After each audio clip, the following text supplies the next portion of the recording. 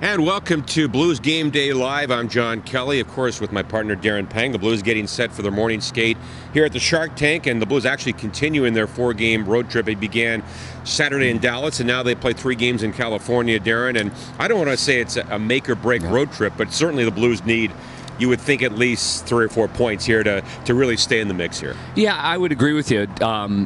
You can still win one of the 3, go back home and have a fairly good schedule. But I think when you look at your team and you look at where they are down the line, for the players to go to the rink every day, winning games creates such a positive atmosphere, and winning games creates such an easiness about you that you go to the next game and now you build on confidence. Listen, there are no teams right now that are in the playoff hunt that are 3-4 games below 500 in their last 10 games. So the Blues have got to put together a 10-game stretch where they're 7-3-0, where they're 8-2-0, and it does begin here on a very, very, very difficult place. I mean, San Jose's a tough place. LA's a tough place in the afternoon. Anaheim's always been a difficult place to play. So you get a win here and you start feeling good about yourself. Well, that can carry on to maybe 3 in a row. And the Blues will have to do it without Jay Bouwmeester. Of course, he hurt himself in Dallas and is out for the year. He'll need hip surgery. And Scotty Upshall hurt his knee in Dallas, and he's gone for at least 4 weeks. How do they overcome those 2 injuries? Well, these are very significant injuries. Number one, we'll start with Scotty Upshall. I mean, he's a main guy on the penalty kill. That fourth line for the last 3 years has had a great identity, and whenever the coaching staff needed something, needed a spark, needed a forecheck or a big hit, I mean, Scotty Upshall was a big part of that. And being between the benches, I get to hear where the conversation comes from. Who are the guys that are alive? And Scotty Upshall is one of those guys. He's very, very vocal, very positive on the bench. And so guys are going to have to step up in that department. This is not a time to be quiet.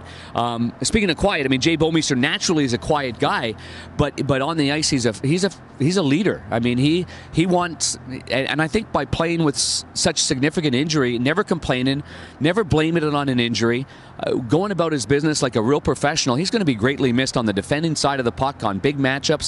And so I look for Vince Dunn to really elevate his game. Colton Parayko, obviously Carl Gunnarsson and Alex Pietrangelo. Having Robert Bortuzzo back in the lineup, JK, is very, very significant. And now Jordan Schmaltz, he gets an opportunity. But by committee, everyone's just going to have to throw in another 15 to 20% in order to make up for the loss of those 2 players. Yeah, no question about it. This is the second of 3 meetings this year between the Blues and Sharks. The last time they met in St. Louis, no Evander Kane. Of course, they picked up Evander Kane from Buffalo at the deadline, and he adds what kind of element to this team? Well, he's a real ferocious forechecker. He goes through people. I think he, in the games that we've seen Evander Kane play for either Winnipeg or Buffalo, for example, Alex Pietrangelo is a right defenseman and Evander Kane's a left winger. He goes through that defenseman. I mean, there's no shying away. There's no skating by a check. So even if he's not scoring, I think he's a pretty prominent force on the forecheck. But he's playing alongside. Looks like he and Joe Pavelski and Donskoy are a line, and they're a very, very good line. So I think the Blues will have their hands. Their hands will be full when he's on the ice because he can skate and he can get in there on the forecheck. All right, Darren, the Blues won both games in this building last year. What's the key tonight to get some points here against San Jose? Great goaltending early. No question about it. This is one of those arenas where you do have to weather a little bit of the storm early on, and it comes at you rather quick. It's kind of a quaint building. The ice surface in every rink in the NHL is the same. It's 200 by 85. But some rinks, it seemed like it's closer to you. Certainly Carter Hutton has had some great success here. Started his career with the San Jose Sharks and out of college.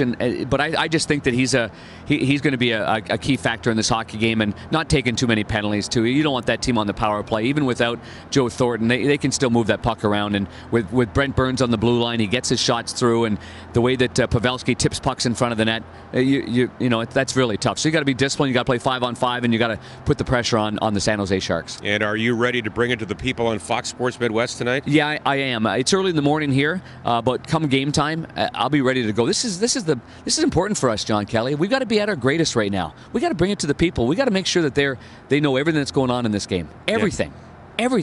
Have no fear. We'll be there. Yeah, we will be there. Right up there in the booth. 9 o'clock St. Louis time with the pregame show. Yeah. The game itself at 9:30, of course, also can be heard on KMOX with Chris and Kelly. That's right. All right. Yeah, and it's going to be big on the radio side too. The score will end up the same, but it's going to be a big game, so everybody well prepared. So it's a big game on TV, it's a big game on radio, and a big game for the Blues. Yeah, it is, John. Go Blues tonight from San Jose. Thanks for joining us.